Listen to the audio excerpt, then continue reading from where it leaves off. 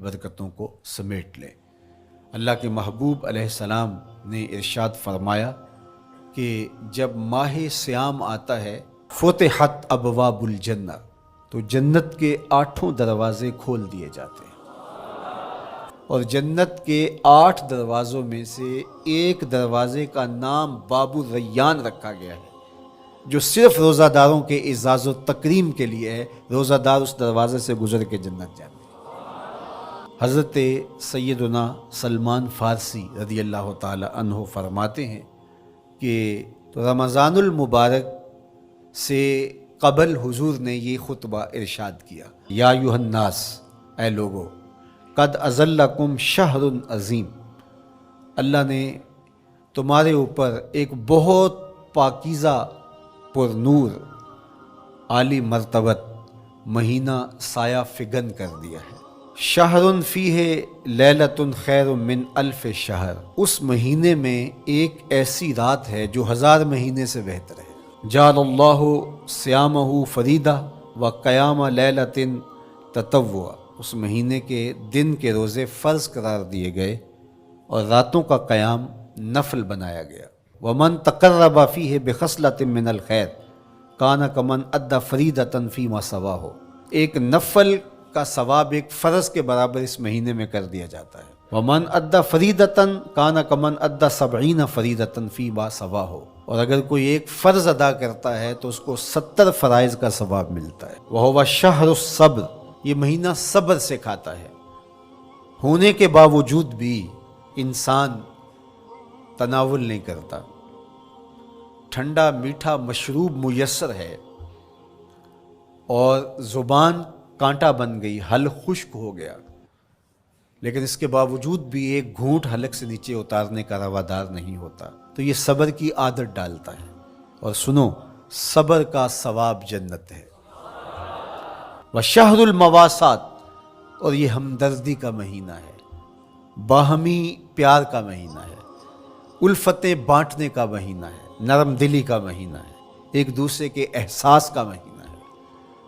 جب کوئی شخص بھوک اور پیاس کاٹتا ہے تو اس کو پھر محسوس ہوتا ہے، بالخصوص امراء، کہ بھوک کیا بلا ہوتی ہے، اور جو نان شبینہ کو ترستے ہیں اور جنہیں کھانا میسر نہیں آتا ان کی زندگیاں کتنی تلخ ہوتی ہیں۔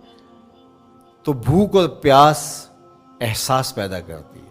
وَشَهْرٌ يُزَادُ فِيهِ رِزْقُ الْمُؤْمِنِ، اور یہ ایسا مبارک مہینہ ہے جس میں مومن کا رزق بڑھا دیا جاتا ہے۔ غرباء تک بھی اللہ کی نعمتیں وہ پہنچتی ہیں جو عام دنوں میں ان کو میسر نہیں ہوتی، اور امراء بھی نعمتوں کا لطف لیتے ہیں، اس لیے کہ بھوک کاٹنے کے بعد جب ان کو نعمت میسر آتی ہے تو پھر انہیں احساس ہوتا ہے۔ وَمَنْ فَطَّرَ فِيهِ صَائِمًا كَانَ مَغْفِرَةً لِذُنُوبِهِ، جس نے روزہ دار کا روزہ افطار کروایا، یہ افطاری گناہوں کی مغفرت اور آتش دوزخ سے گردن کی آزادی کا مجدہ جاں فضا بن جائے گا۔ وَقَانَ لَهُ مِثْلُ أَجْرِهِ مِنْ غَيْرِ أَنْ يَنْقُصَ مِنْ أَجْرِهِ شَيْءٌ، اور روزہ افطار کروانے والے کو روزہ رکھنے والے جتنا اجر ہی دیا جائے گا، لیکن روزہ رکھنے والے کے اجر میں بھی کوئی کمی نہیں واقع ہوگی۔ تو صحابہ کا تو دل تڑپنے لگا کہ یہ کتنی بڑی بات ہے۔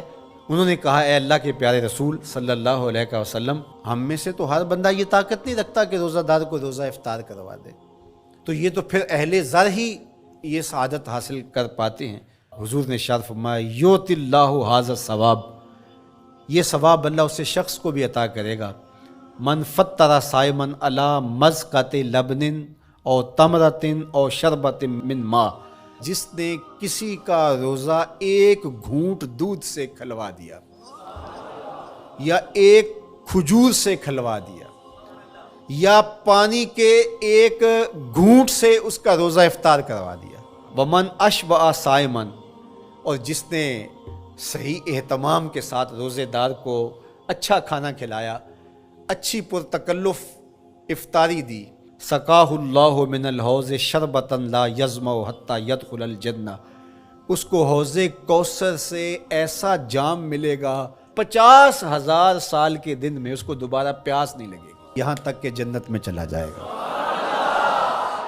فرمایا وَهُوَ شَهْرٌ أَوَّلُهُ رَحْمَةٌ، یہ وہ مہینہ ہے جس کے پہلے 10 دن رحمت ہیں، اور اس کا درمیانی عشرہ اوسطہ وہ مغفرت ہے، وآخرہ عتق من النار، اور اس کا آخری عشرہ جو ہے وہ آتش دوزخ سے نجات کا ضامن ہے۔